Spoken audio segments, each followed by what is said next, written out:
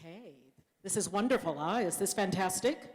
Let's continue our discussion with our next distinguished alumnus, Nadine Moussa. As I referenced, Nadine is the author of Tahrer Voices, 18 Ordinary Egyptians in 18 Ordinary Days. And you bring together 18 people. This is a work of nonfiction, by the way.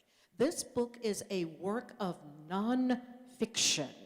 So that means not only did Nadine engage in research, seeking out each of these persons, but she managed to weave together a very personal narrative. If any of you have read the book or if you're interested, I would strongly suggest that you do so. The narrative unfolds in such a clear, vivid manner that once again, as I shared with my comments about Mai's work, specifically in The Magic of Turquoise, as a reader, you feel that you're there with each of these characters. So with that said, without further ado, Nadine, of the 18 characters, I want to begin first with this question. Of the 18 characters featured in Tahrer Voices, which one do you think stands out the most? Maybe, perhaps, maybe all of them do because they all became very intimate for you in terms of getting to know them and writing the book. But is there one of the 18 characters that stands out most? And if so, why? That's a very difficult question.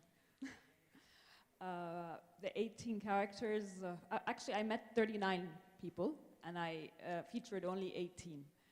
They are the most compelling stories, if you may, because after his history is what? His story or her story. So that's basically the whole concept of the Tahrir Voices.